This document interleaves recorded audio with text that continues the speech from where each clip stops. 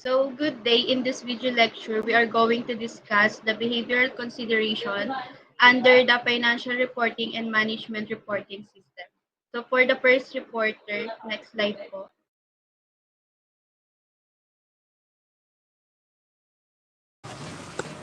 So the next factor that will affect the management reporting system, which is the behavioral considerations, and one of it is the goal congruent. When properly applied within an organization, these principles promote goal congruence. Lower level managers pursuing their own objectives contribute in a positive way to the objectives of their superiors. A carefully structured MRS plays an important role in promoting and preserving goal congruence. On the other hand, a badly designed MRS can cause dysfunctional actions that are in opposition to the organization's objectives. So pag sinabi natin goal congruence, it is the scheme wherein yung goal ng bawat department or ng bawat tao sa loob ng organization should be in line or should be the same with the goal of the management or the overall goal of the organization. So na-achieve din yung goal congruence pag pinag-isipan ng mabuti yung disenyo ng isang organisasyon, and that will result to being able to work together para ma-accomplish yung strategy. And kaya din dapat iisa yung goals ng bawat department hanggang dun sa management para rin ma-achieve yung common goal ng isang organization.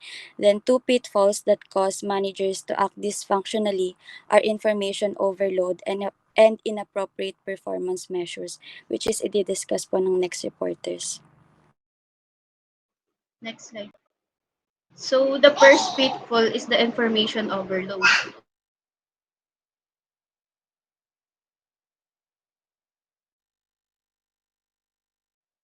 We say information overload, the manager was being bombarded by more information rather than its typical na na-assimilate niya. Now, anong pwedeng mangyari? It can cause the managers to disregard formal information and rely on informal cues in decision making. So, we do not overload the managers with the information. Ito yung isa sa mga bagay na kailangan nating i-take note when creating financial reporting system. So whatever is needed lang na information of that particular manager, yun lang dapat ibigay or makuha niya from the management reporting system. So that hindi siya magkaroon ng any other information na hindi naman relevant sa decision making niya. Plus, information overload reduces his or her capacity to function effectively, which eventually can lead to poor decision making at work as well as the inability to make decisions. That's why it's important to prevent information overload as this will damage the decision process. Next presenter.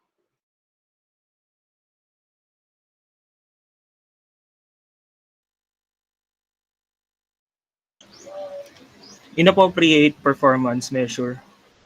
Uh, Inappropriate performance measure are those that are not aligned with organizational goals, are not reliable or valid, or have unintended consequences. They can lead poor decision making, employees disengagement, and ultimately organizational failure. So this means is this measure it may encourage action that while appearing successful in short term lang could harm ay kaya nitong ma-harm yung long run ng organization. So in a result, it have a negative consequences like equipment wear, customer dissatisfaction.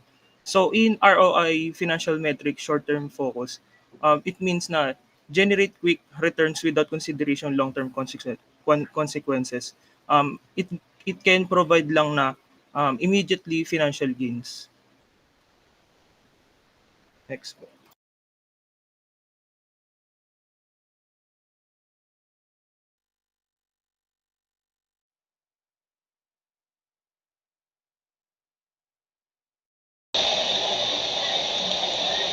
So dito guys, makikita natin dito yung chart ng ROI. So ang ginawa natin dito, yung basis ng objectives natin is yung ROI. And yung objectives ng isang manager is to maximize the ROI. So, para magawa natin yung kailangan natin yung sales, mapataas natin yung value kaysa dun sa budgeted na budget to investment.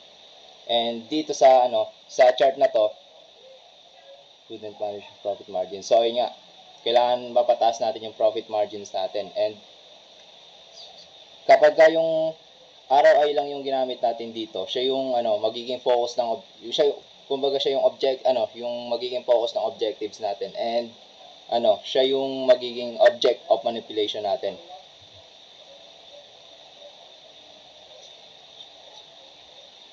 And yung illustration dito sa figure 824, sinasabi dito na yung ROI ng 2007 to 2008 is tumaas, which is yung 23% naging 24%. And exceed niya yung budgeted ROI ng 2009. Tapos yung shortfall lang dito is yung revenue. Na-offset yung revenue natin, and kasi nag-reduct tayo ng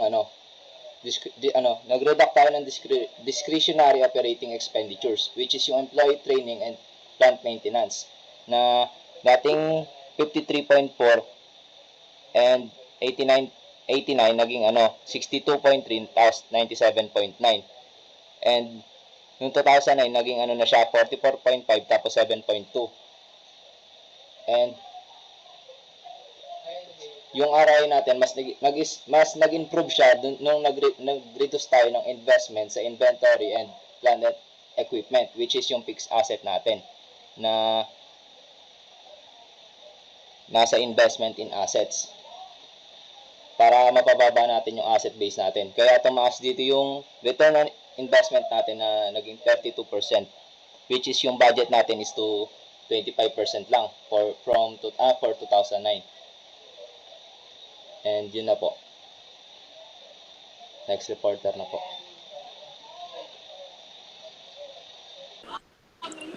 So, examples of inappropriate performance measures.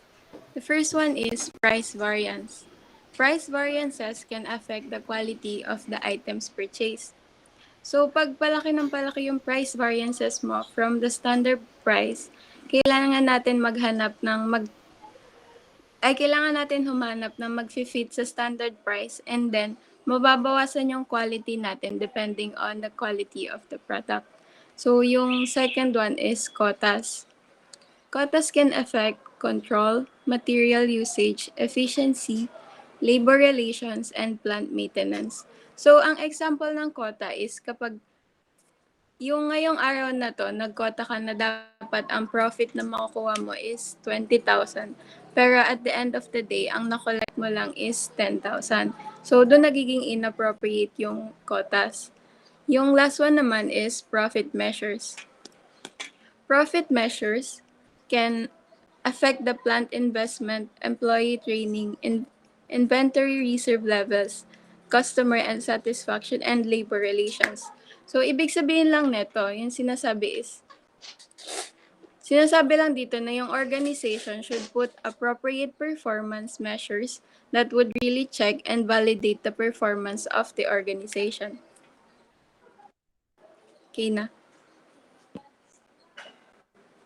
Next slide. So that's all for our report. Thank you for watching.